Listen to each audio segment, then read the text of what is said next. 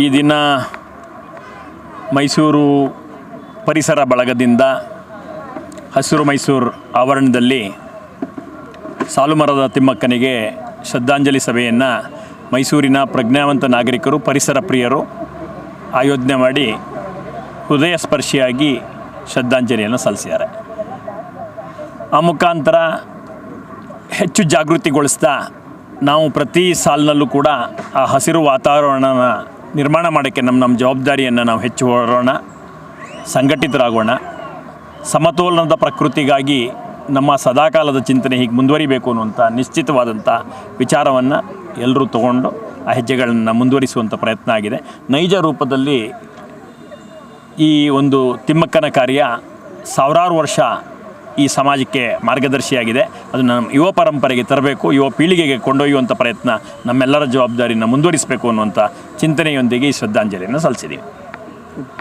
ಪರಿಚಯ ಹೇಳಬೇಕಾ? ಪರಶುರಾಮೇಗೌಡ ಅಂತ ನನ್ನ ಹೆಸರು.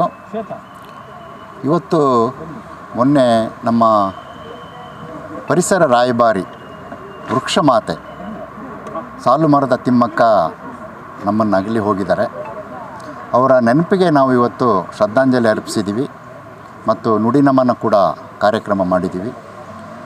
ಸಾಲುಮರದ ತಿಮ್ಮಕ್ಕನ ಆದರ್ಶ ಏನು ಅಂದರೆ ಗಿಡಗಳನ್ನ ನೆಟ್ಟು ಮರಗಳನ್ನಾಗಿ ಬೆಳೆಸುವಂಥದ್ದು.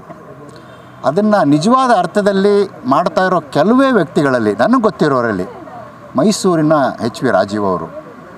ಅವ್ರ ಬಗ್ಗೆ ನಾನು ಯಾರ ಬಗ್ಗೆನೂ ಉತ್ಪ್ರೇಕ್ಷೆ ಮಾತಾಡೋನಲ್ಲ. ಉತ್ಪ್ರೇಕ್ಷೆ ಅಂದರೆ ನನಗೆ ಗೊತ್ತೂ ಇಲ್ಲ.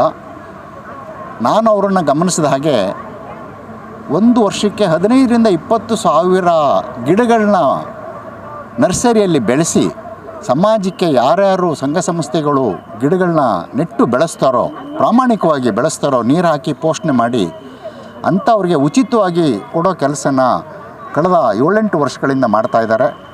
ನಮ್ಮ ಪರಿಸರ ಬಳಗವೂ ಕೂಡ ಅವರಿಂದ ಅನೇಕ ವರ್ಷಗಳಿಂದ ನೂರಾರು ಗಿಡಗಳನ್ನ ನಾವು ತೊಗೊಂಡಿದ್ದೀವಿ.